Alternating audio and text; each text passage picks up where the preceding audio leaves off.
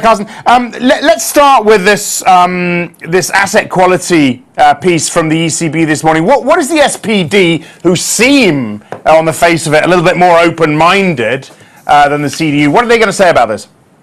I think they're fine with it, but their main message is really that there can be a Eurozone bank resolution mechanism, but it should not involve public German money. That is the whole thing. If it is a fund, if it is a mechanism funded exclusively by the financial sector, then the SPD is fine with it.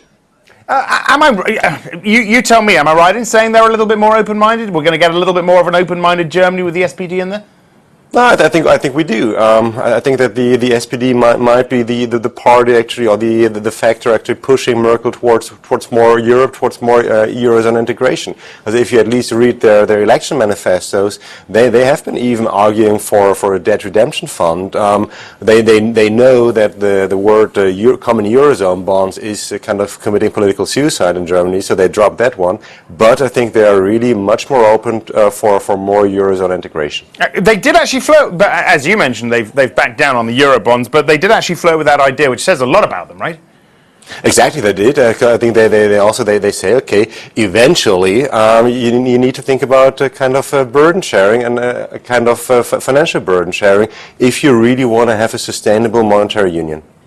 European Parliament President Martin Schulz, chief negotiator for the SPD, Wolfgang Schäuble, the Finmin for the CDU.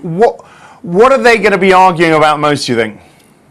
I think that there are two main issues in domestic German politics right now. One is the debate about the minimum wage. I think we're going to get it because the SPD clearly said this is a must-have, otherwise we will not sign a coalition contract. And the second thing is about more domestic investment. We all know that there is a lack of investment in infrastructure, in education, in innovation in Germany. And there are more calls now to use some kind of fiscal room for maneuver to enhance domestic investment. And this is what they're talking about. Mr. Schäuble will be sitting there saying, okay, we do not want to have higher deficits. We should use the room that there is. And the question is whether the SPD still wants to see some fiscal deficits in Germany. Who's going to be the finance minister? And is it awkward that Schäuble is leading the negotiations on the part of the CDU?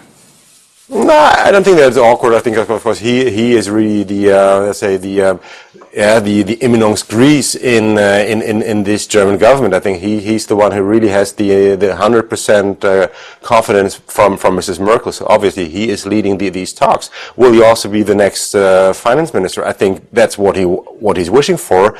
But we've also heard rumors that the SPD actually is demanding the position of finance minister, which would bring other people, like, for example, Mr. Asmussen from the ECB back in the picture. You think there's a chance Asmussen will get the job? I think there is a decent chance because he worked well together with Mrs. Merkel already when he was secretary in the ministry. He has the right party book, which is from the SPD, so I think there is a decent chance, yes. And just to finish up with, when are we going to have a coalition in place? How long is all this going to take now? I think it's going to take at least another 4 to 6 weeks, which would bring us to the end of the year.